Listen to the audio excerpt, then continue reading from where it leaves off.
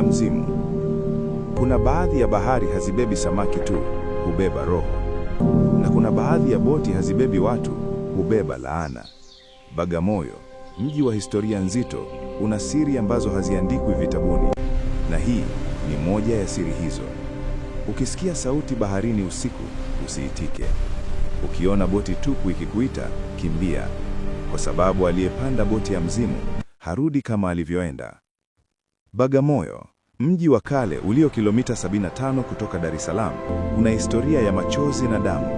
Jina lake Bagamoyo linatokana na maneno bwaga moyo, mahali ambapo watumwa walikuwa wakiacha mioyo yao kabla ya kusafirishwa ng'ambo. Katika mtaa wa Caravanserai, karibu na makumbusho ya kale, aliishi kijana mmoja aitwaye Juma. Alikuwa na umri wa miaka 23, mwalimu wa shule ya msingi, maskini lakini mwenye nia njema. Juma aliishi katika nyumba ndogo ya udongo karibu na pwani, katika mtaa wa Mlingotini. Kila asubuhi alipita mtaa wa Kaole kwenda shuleni, na jioni alirudi kupitia mtaa wa Dunda, mahali ambapo wazee walisema kulikuwa na mizimu mingi. Siku moja, jioni ya Ijumaa, Juma alitembea pwani karibu na msikiti mkuu wa Bagamoyo. Jua lilikuwa likizama na bahari ilikuwa tulivu sana, kama kioo. Ghafla, aliona boti ndogo ya zamani ikiwa imeelea karibu na ufukweni. Boti hiyo ilikuwa ya manjano na nyeusi, rangi za ajabu zenye alama za Arabic kwenye ubavu wake. Hakuwa na mtu ndani yake, lakini boti ilielekea kwake pole pole, kana kwamba inamwendea yeye mwenyewe. Moyo wa Juma ulipiga kwa nguvu. Alijaribu kutoka, lakini miguu yake haikutaka kwenda. Ilikuwa kana kwamba kuna nguvu fulani inayomvuta. Boti ilipofika pwani, Juma alipanda ndani yake bila kujua kwa nini. Tafadhali subscribe, like, comment na share simulizi hii, kwani kila simulizi ya Mgangaroma, simulizi huacha alama moyoni. Ndani ya boti, Juma aliona sanduku kubwa la mbao za mvule likiwa limefungwa kwa kufuli ya shaba ya kale. Juu ya sanduku kulikuwa na maandishi ya Arabic yaliyochongwa: Man yaftahu hadha sunduk sayahsulu ala tharwa lakinna ruhahu satusbihu milki. Anayefungua sanduku hili atapata utajiri, lakini roho yake itakuwa yangu. Juma hakusoma Arabic, lakini alihisi tahadhari, lakini utamani ulishinda. Akaufungua sanduku. Ndani yake alikuta dhahabu nyingi za sarafu za Omani za kale, almasi kubwa kama mayai ya kuku, pete ya dhahabu yenye jiwe jekundu lenye kung'aa gizani, karatasi moja ya kale yenye picha ya mwanamume mweusi mwenye ndevu akiwa amesimama karibu na meli kubwa ya utumwa. Juma alichukua pete ile, akaiangalia kwa umakini. Jiwe jekundu lilikuwa likipuliza mwanga mdogo kama moyo unaopiga. Ghafla, sauti ilinong'ona karibu na sikio lake: umefungua sanduku langu, sasa wewe ni wangu milele. Juma alishtuka, akatupa pete chini, lakini pete hiyo ilirudi mkononi mwake, kana kwamba imeambatana naye. Boti ilianza kusogea baharini kwa kasi kubwa. Juma alijaribu kuruka, lakini hakuweza. Mwili wake ulikuwa umeganda. Baada ya dakika chache, boti ilirudi pwani, lakini mahali pengine. Juma alikuwa amefika mtaa wa Mbuyuni, sehemu ya Bagamoyo ambayo watu wengi huiepuka usiku. Mbuyuni ilikuwa mahali penye nyumba za kale za Waarabu zilizotelekezwa, zenye madirisha yaliyovunjika na milango iliyooza. Watu walisema kwamba mahali hapa, miaka ya 1880, ndipo watumwa walikuwa wakifungwa kabla ya kusafirishwa Zanzibar. Juma alishuka kutoka botini akiwa na hofu kuu. Alitazama nyuma, boti ilikuwa imepotea. Alitanizia simu, lakini simu yake haikuwa na mtandao. Saa yake ilisimama kwenye saa 6 kamili usiku. Alianza kutembea barabarani akitafuta njia ya kurudi Mlingotini, lakini mitaa ilionekana tofauti. Nyumba zilionekana zaidi za kale. Watu waliovaa kangazu na vilemba za zamani walipita karibu naye bila kumwangalia. Aliita, "Samahani, niko wapi?" Hakuna aliyejibu. Watu hao waliendelea kutembea kama wazimu. Alipofika kona ya mtaa, aliona nyumba kubwa ya Waarabu yenye mlango mkubwa wa mti wa mpingo. Juu ya mlango kulikuwa na jina, nyumba ya Sultan Said. Juma alijua historia.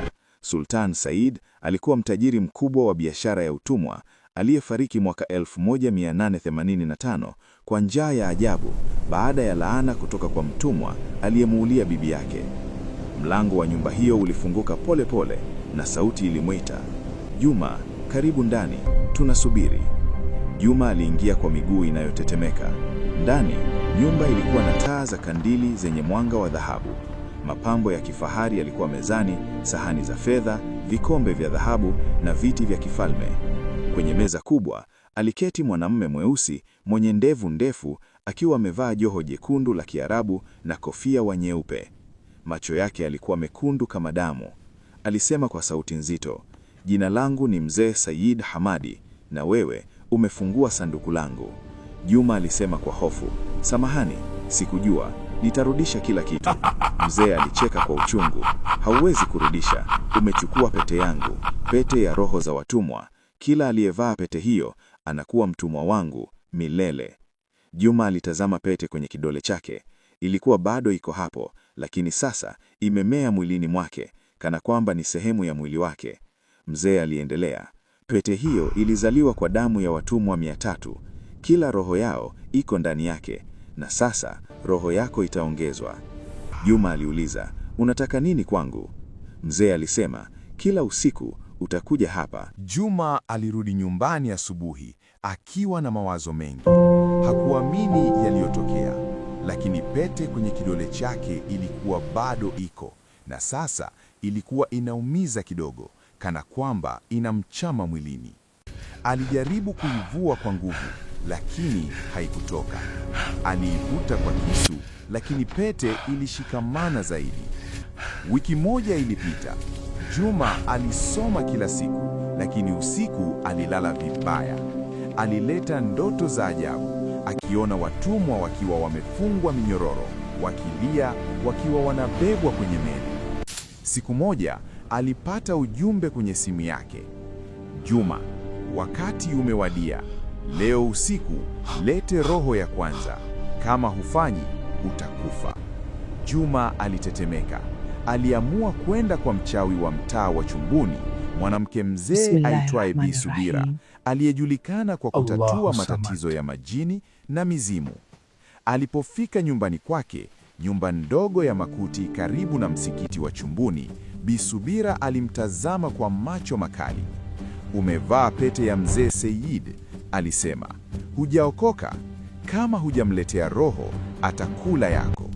Juma aliuliza, "Je, naweza kuivua?" Bi Subira alijibu, "Kuna njia moja tu.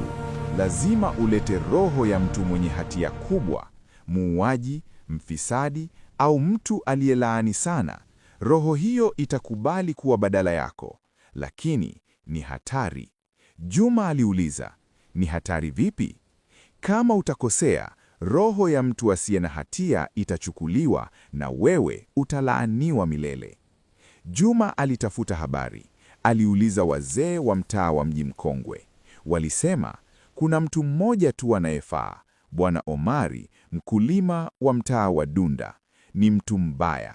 Aliwaua watoto 3 kwa uchawi ili apate utajiri. Lakini polisi hawakuweza kumshinda. Ana ushindi mahakamani. Juma aliamua.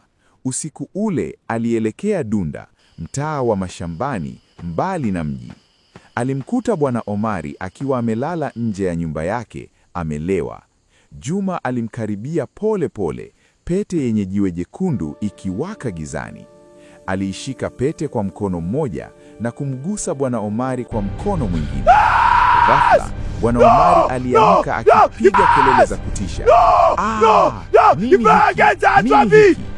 Mwili wake ulianza kusukumwa na nguvu isiyo ya kawaida, kana kwamba kuna kiumbe cha gizani kinachomvuta. Kidole cha Juma chenye pete kilianza kumnyonya roho ya Bwana Omari. Roho hiyo ilionekana kama moshi mweusi ukitoka kinywani na puani mwa Omari, ukiingia kwenye jiwe jekundu. Baada ya dakika 2, Bwana Omari alianguka chini. Juma alitetemeka. Alikuwa amemuua mtu, lakini pete ilikuwa bado kwenye kidole chake. Juma alielekea nyumba ya Sultan Said. Boti ile ile ya zamani ilimsubiri pwani. Alipanda, boti ikamsafirisha hadi Mbuyuni. Ndani ya nyumba, Mzee Said alimsubiri akitabasamu. Umefanya vizuri Juma, roho ya Omari iko kwenye pete, sasa tunaweza kuanza. Mzee alichukua pete kutoka kwa Juma, mara hii ikatoka kwa urahisi. Mzee alinyunja pete, akaichekelea. Roho hii ni tamu, lakini bado hazikutoshi. Juma aliuliza, umeniachilia? Mzee alicheka kwa nguvu. Ndiyo, nimekuachilia pete, lakini roho yako imechafuka. Sasa wewe ni sehemu ya boti yangu. Kila mwezi utarudi hapa na kuniletea roho moja. Juma alijaribu kupigana, lakini mzee alimgusa tu kwa kidole kimoja, na Juma alianguka chini, hana nguvu.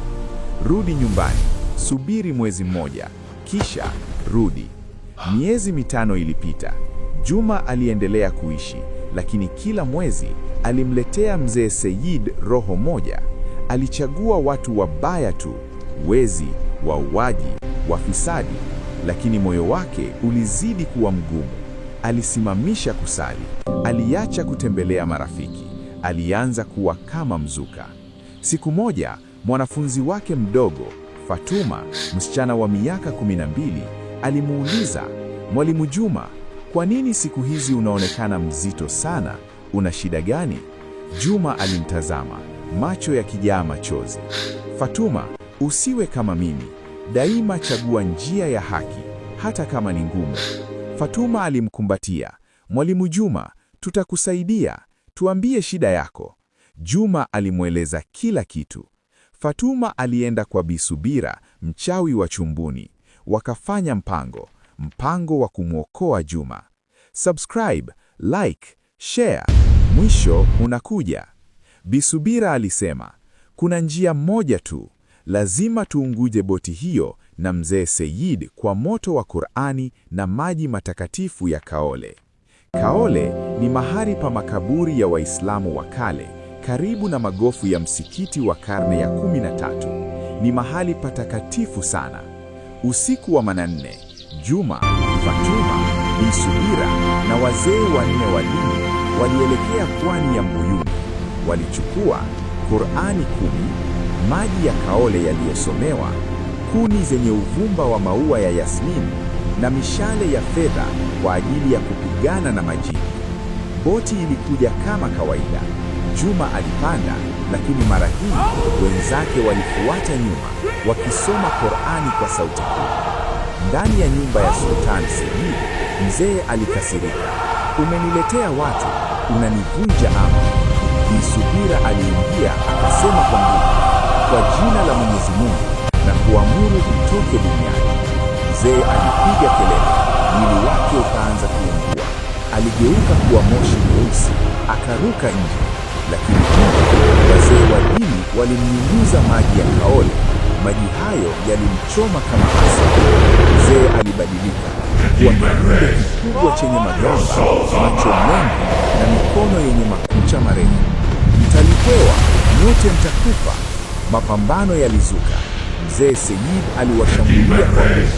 Alimuua mzee mmoja kwa kumrarua kifua, lakini Juma, akiwa na moyo wa ujasiri, alitwaa taa ya kandili akaiweka kwenye boti. A'udhu billahi minash shaitani rajim. Qul a'udhu birabbil falaq min sharri ma khalaq. Aya za mwisho za Qur'an, Surat Al-Falaq na Surat An-Nas. Mzee alipiga kelele kubwa akiungua. Boti pia ikaungua. Katika mwangaza wa moto, roho za watumwa 300 zilionekana zikitoka katika moshi, zikitabasamu, zikielekea mbinguni. Mzee Said alianguka chini akiwa moshi tu. Sauti yake ilisikika mara ya mwisho, nitarudi, siku moja nitarudi. Asubuhi ilipofika, boti ilikuwa ni majavi. Mzee Said hakuonekana tena. Juma alipona, alirudi kuwa mwalimu mwema. Alioleana na Fatuma baada ya miaka 4, wakapata watoto 3. Lakini hadi leo watu wa Bagamoyo, hasa wa Mbuyuni na Dunda, wanasema usipite pwani usiku wa manane. Kama utaona boti ya manjano na nyeusi, kimbia, kwa sababu mzee Said